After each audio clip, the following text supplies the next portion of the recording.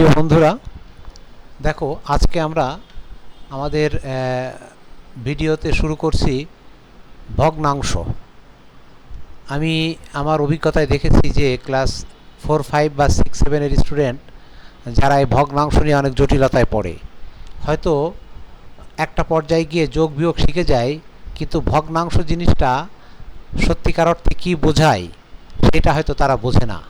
তো আমরা এখন চেষ্টা করব এই ভগ্নাংশ সম্পর্কে বিস্তারিত আলোচনা করার। হ্যাঁ, তোমরা প্রথমে যদি ভগ্নাংশটা ভালো করে বুঝে যাও, তাহলে দেখবে যে এই ভগ্নাংশের বা ফ্র্যাকশানের যোগ বিয়োগ গুণ ভাগ এইটা তোমাদের কাছে কোনো ব্যাপার না। বিশেষ করে ভগ্নাংশ সম্পর্কে তোমাদের একটু ধারণা ভালো করে বোঝার আগে একটা স্টুডেন্ট, আমরা বিশেষ করে শিক্ষকরা তারা ধারণা করে নেয় যে একটা স্টুডেন্ট সে মোটামুটিভাবে যোগ বিয়োগ গুণ ভাগ ভালো করে বুঝে গেছে। তার কারণ তোমার এই প্রাথমিক যোগ বিয়োগ গুণ ভাগ সম্পর্কে যদি ভালো আইডিয়া না থাকে, তাহলে তুমি ভগ্নাংশটা ভালো করে বুঝবে না। তো এই গুণ ভাগ যোগ বিয়োগের সাথে সাথে আর যে জিনিসটা লাগে সেটা হচ্ছে তোমার লসাগু বা গসাগু। বিশেষ করে আমাদের লসাগুটা ভগ্নাংশে খুব প্রয়োজন, কারণ ভগ্নাংশের যোগ বিয়োগ করার সময় আমাদের লসাগুটা আমরা, তবে আমি ধরে নেব যে তোমরা মোটামুটিভাবে ছোটোখাটো লসাগু করতে পারো এবং যোগ বিয়োগ নর্মাল পূর্ণ সংখ্যার যোগ বিয়োগ গুণ ভাগও পারো, তাহলে তুমি ভগ্নাংশটা খুব ভালো করে বুঝবে। আর যদি লসাগুটা না বুঝো, তাহলে তোমাকে লসাগুটা আগে, ভগ্নাংশ শেখার আগে লসাগুটা একটু শিখে আসতে হবে। তো ঠিক আছে, দেখো আমরা এখন আমাদের মূল আলোচনায় চলে যাই। এই যে ভগ্নাংশ, দেখো ভগ্ন অংশ কথাটার ভিতরে দুইটা শব্দ আছে। কি কি আছে দেখো, একটা হচ্ছে ভগ্ন, এই যে ভগ্ন, আর একটা হচ্ছে অংশ। ভগ্ন অংশ অর্থাৎ ভগ্ন কথাটার অর্থ কি? এই যে আমরা এখানে ভগ্ন কথাটা লিখলাম, মনে করো এই যে ভগ্ন, হ্যাঁ, ভগ্ন কথাটার অর্থ কিন্তু ভেঙে যাওয়া। আমরা যেটাকে বলি ভেঙে যাওয়া, হ্যাঁ, এখানে ভেঙে ভেঙে যাওয়া। তো কি ভেঙে যাবে? মনে করো যে কোনো একটা আস্ত বস্তু ভেঙে যাওয়া। আমরা ইংলিশে অনেক সময় এটাকে ফ্র্যাকচার বলি। Fracture, FRACTURE, fracture. ফ্র্যাকচার কথার অর্থ কিন্তু ভেঙে যাওয়া, সেখান থেকেই তোমার ফ্র্যাকশন কথাটা এসেছে। অর্থাৎ একটা যে কোনো একটা আস্ত বস্তু তাকে ভেঙে ফেলা। এখন ধরো তোমার কাছে একটা চকলেট আছে। ধরলাম যে তোমার কাছে একটা চকলেট আছে, ঠিক আছে, ধরলাম এই চকলেটটা। এখন তুমি এই চকলেটের, এখানে তোমার বন্ধু এসেছে দুইজন। তো দুইজন বন্ধু এসেছে, তো তোমার চিন্তা হলো যে তুমি এই চকলেটটা তিনজনে সমান ভাগে ভাগ করে নেবে। হ্যাঁ, তো এখন এখানে মনে করো যে তুমি তোমার বন্ধুকে এই চকলেটটাকে তুমি 3 দিয়ে ভাগ করলে। ধরলাম যে এই চকলেটটাকে তুমি সমান 3 ভাগে, ধরলে এখানে এই একটা ভাগ, এটা একটা ভাগ, আবার এখানে আমরা আর একটা ভাগ দিলাম, ঠিক আছে, যে এখানে মনে করো এই জায়গাটায় আর একটা ভাগ করলাম, এটা আর একটা ভাগ করলাম। তো এখন এইটা আমার হয়তো আমি তোমাদের এমনি বোঝানোর জন্য বলেছি, কিন্তু এইটা হয়তো সমান হয়নি। তারপরে ধরে নিলাম যে আমরা এই চকলেটটা, এখানে একটা চকলেট ছিল, এই চকলেটটা সমান 3 ভাগে আমরা ভাগ করেছি, ঠিক আছে। তাহলে এই যে এক এক ভাগে, এক এক ভাগে আমাদের, বলো তো এক এক ভাগে আমাদের কতটুকু করে পড়বে? এই যে এক এক ভাগে, তোমরা কি বুঝতে পেরেছো? এক এক ভাগে কিন্তু দেখো, আমরা পুরো চকলেট ছিল হচ্ছে একটা, পুরো চকলেট ছিল একটা, তাকে আমরা সমান 3 ভাগে ভাগ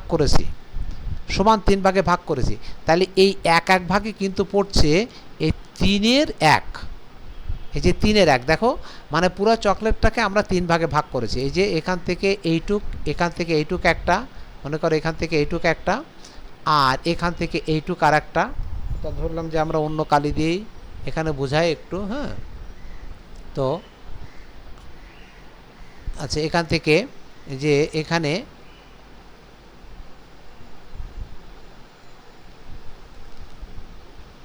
মনে করো যে এখান থেকে এইটুক একটা, হ্যাঁ, আচ্ছা, এটা এক ভাগ, আর ধরলাম যে এখানে এটা আর এক ভাগ, হ্যাঁ, এটা আর এক ভাগ।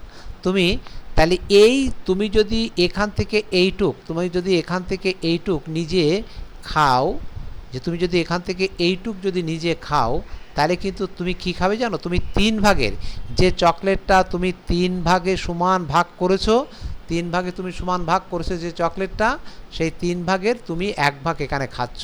এই যে 3 ভাগে যে তুমি সমান ভাগ করেছো তার 1 ভাগ খাচ্ছ। তুমি তার এক বন্ধুকে দিলে, মনে করো আর এক বন্ধুকে দিলে তুমি 3-এর 1 ভাগ, হ্যাঁ, আর এক বন্ধুকে দিলে তুমি 3-এর 1 ভাগ, এখানে আর এক বন্ধুকে দিলে তুমি 3-এর 1 ভাগ। তাহলে এই যে একটা চকলেটকে তুমি দেখো, চকলেট ছিল কিন্তু কয়টা, ভালো করে বোঝো, চকলেট ছিল হচ্ছে তোমার, চকলেট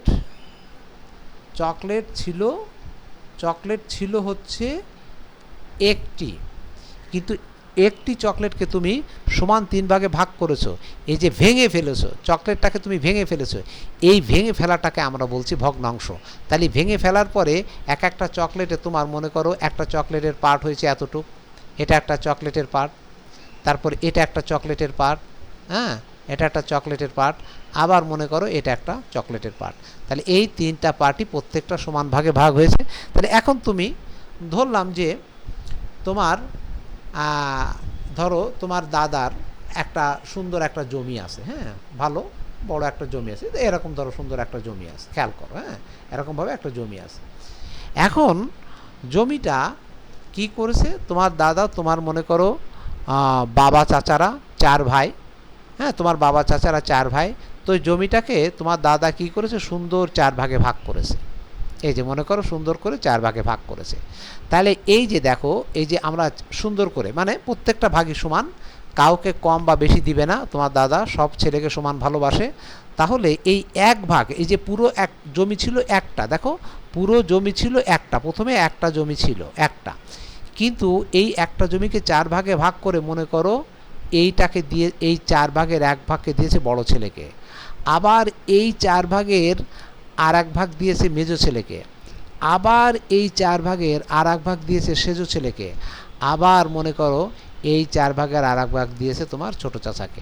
তাহলে এখন যদি আমি এই যে 4টা ভাগ করেছে, এই 4টা ভাগকে যদি আমি 4 বার যোগ করে ফেলি, 4টা ভাগকে যদি আমি 4 বার যোগ করে ফেলি, তাহলে আমাদের কি হবে জানো?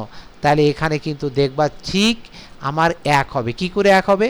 এই 4টার লসাগু যদি 4 হয়, আর প্রত্যেকের এই 4 দিয়ে আমরা 4 দিয়ে ভাগ করলে 1 হয়, 1 গুণ 1 এখানে 1 হবে, তার মানে এই 4টা 1 যোগ করলে 4 হয়ে যাবে। তাহলে 4 এবং 4 যোগ করলে 4 হলো। এখন 4কে 4 দিয়ে তুমি যদি কাটো তাহলে এখানে 1 হবে, তাহলে 1। তাহলে বোঝা যাচ্ছে যে এই ঠিক তেমনি এইভাবে এই যে চকলেট আমরা 3 ভাগে ভাগ করেছিলাম, এই 3 ভাগের 3টা চকলেট যদি আমরা এক এক করে যোগ করে দিই, তাহলে দেখবা 3টা যোগ করলে আমরা আবার সেই পূর্ণ একটা চকলেট পাবো। তাহলে ভগ্নাংশের মূল যে জিনিসটা সেটা হচ্ছে 1কে ভেঙে ফেলা। দেখো 1কে, 1কে ভেঙে ফেলা, হ্যাঁ, খুব ইম্পর্টেন্ট জায়গাটা, এই জায়গাটা। আর কোনো জিনিসটা, একটা আস্ত বস্তু 1কে ভেঙে ফেলা, 1কে ভেঙে আমি যে কোনো খুশি করতে পারি। কিন্তু এই 1 কি? এটা 1 কিন্তু অংশ, হ্যাঁ, এটাকে তুমি একটা চকলেট দিয়ে আমি উদাহরণ দিয়ে বুঝালাম, বা একটা জমি দিয়ে বুঝালাম, কিন্তু এই জমিটা মনে করো 10 বিঘা থাকতে পারে, এই জমিটা 10 বিঘা থাকতে পারে, কিন্তু এটাই 10 বিঘা জমি, এটা ছিল একটা অংশ। তাহলে এই এক অংশকে ভেঙে ফেলা, ভালো করে বোঝো, এই এক অংশকে ভেঙে ফেলা, হ্যাঁ, এই এক অংশকে ভেঙে ফেলাই হচ্ছে তোমার ভগ্নাংশ। তাহলে আশা করি যে তোমরা এখন ভগ্নাংশটা বুঝতে পেরেছো। মানে আমার এই আলোচনার বিষয় হচ্ছে প্রথমে ভগ্নাংশ বোঝানো, হ্যাঁ। এখন দেখো আমরা এরপরে আরেকটু ডিটেলসে চলে যাই, যে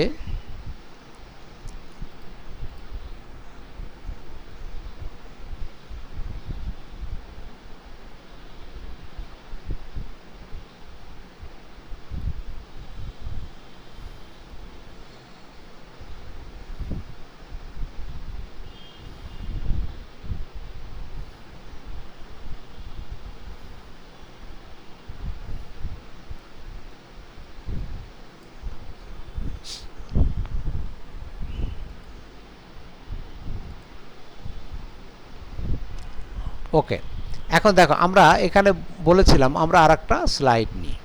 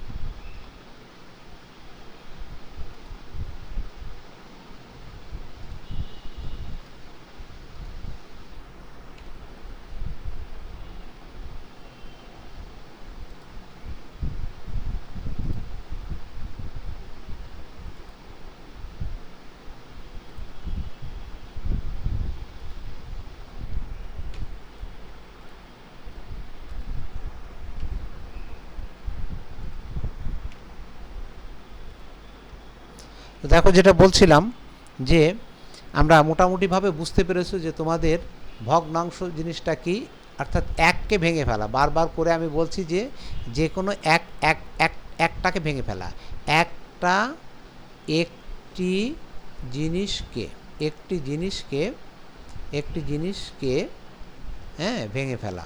তো এইবার আমরা আর একটু সুন্দর করে বোঝার চেষ্টা করি। দেখো একটি জিনিসকে ভেঙে ফেলা।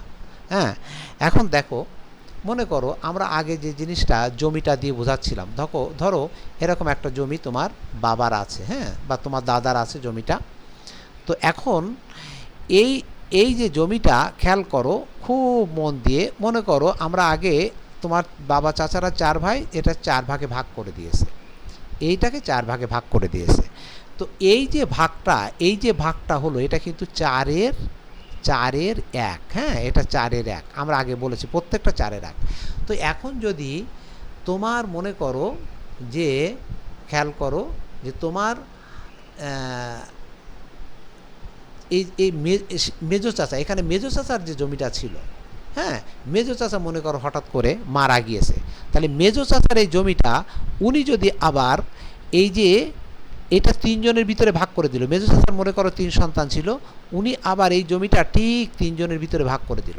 তাহলে এই জমিটা এখানে কতটুক হবে, এখানে কিন্তু 3 ভাগের 1 ভাগ হচ্ছে, কিন্তু এই যে এইটুক এই জায়গাটুক কিন্তু টোটাল জমিটার সমস্ত জমিটার কত পোর্শন, এইটাই আমাদের বোঝার বিষয়। হ্যাঁ, সমস্ত জমিটার তখন কিন্তু আগে ছিল তোমার এই টোটাল জমিটা ছিল হচ্ছে 1-এর 4 ভাগের 1 ভাগ, আর এর ভিতরে এই 4 ভাগের 1 ভাগের ভিতরে আবার তোমার মেজো চাচার এক সন্তান পেয়েছে 1-এর 3 ভাগ, হ্যাঁ, 1-এর 3 ভাগ। তাহলে কিন্তু তারা কিন্তু আসলে পেয়েছে এই যে এইটা মানে কি জানো, এটা মানে উপরে 1 আর 1 গুণ আর নিচে 4 আর 3 গুণ, তাহলে এটা গুণ করলে কত হয়, তাহলে 1-এর 12, হ্যাঁ, 1-এর 12, অর্থাৎ এই যে টুক জায়গা টোটাল জমির তোমার 1-এর 12 অংশ, হ্যাঁ, এই জায়গাটুক টোটাল জমির হচ্ছে 1-এর 12 অংশ।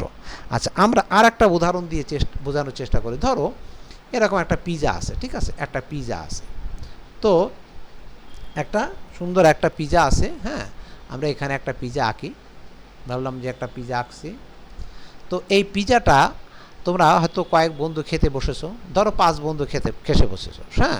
তো 5 বন্ধু তোমরা চিন্তা করেছো যে সবাই সমান ভাগে তোমরা খাবে একটা পিজা। ভালো করে বুঝে নাও, একটি পিজা, হ্যাঁ, একটি পিজা। তো এখানে এই পিজাটাকে ধরলাম যে তুমি সমান 5 ভাগে ভাগ করলে, এখানে মনে করো যে এইভাবে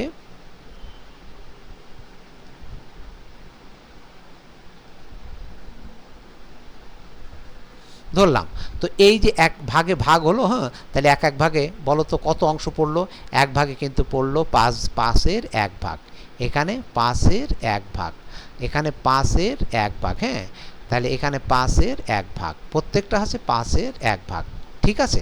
তাহলে প্রত্যেকটা ভাগ তুমি পাচ্ছ কি 5-এর 1 ভাগ, অর্থাৎ এই 5টা 5-এর 1 ভাগ যদি আমরা একসাথে যোগ করি তাহলে কিন্তু আমাদের এখানে টোটাল আবার একটা আসবে। তাহলে একটাকে আমরা ভেঙে ফেলছি, বারবার আমি বলছি একটা জিনিসকে ভেঙে ফেলছি, এই যে একটা জিনিসকে 5 ভাগের 1 ভাগ করছি, এই 5 ভাগের 1 ভাগ, তাহলে এটা কিন্তু সবসময় মনে রাখতে হবে 1-এর থেকে কিন্তু ছোট, 1-এর থেকে ছোট। কেন 1-এর থেকে ছোট তোমরা জানো, কিন্তু এই যে ভগ্নাংশ, এটা একটা ভগ্নাংশ, আমি বারবার বলছি এটা একটা ভগ্নাংশ। তাহলে এই ভগ্নাংশকে আমরা জানি, শিখে এসেছি, এই ভগ্নাংশকে বলা হয় প্রকৃত ভগ্নাংশ, হ্যাঁ, একে বলা হয় প্রকৃত ভগ্নাংশ। দেখো এই প্রকৃত ভগ্নাংশ, তো এই প্রকৃত ভগ্নাংশের মান সবসময় প্রকৃত ভগ্নাংশের মান 1-এর থেকে ছোট হয়। তোমরা জানো যে প্রকৃত ভগ্নাংশ কাকে বলে। ধরো এখানে আমরা এই 5কে ভিত্তি করে যদি আমরা 5কে হর ভিত্তি করে যদি লিখি যে 5-এর 1, এটা কিন্তু প্রকৃত ভগ্নাংশ, আবার 5-এর 2 এটাও কিন্তু প্রকৃত ভগ্নাংশ, আবার 5-এর 3 এটাও প্রকৃত ভগ্নাংশ, আবার 5-এর 4 এটাও প্রকৃত ভগ্নাংশ। কিন্তু এর প্রত্যেকটার মান, এই যে প্রত্যেকটার মানই হচ্ছে 1-এর থেকে ছোট, প্রত্যেকটার মান। কিন্তু যদি 5-এর 5 হয় তখন কিন্তু আর এটা ভগ্নাংশ থাকছে না, এটা ভগ্নাংশ থাকছে না, এটা কী হয়ে যাচ্ছে, এটা একটা পূর্ণ সংখ্যা 1, 5কে 1 দিয়ে কাটো, এইবার ধরলাম যে আমরা এখানে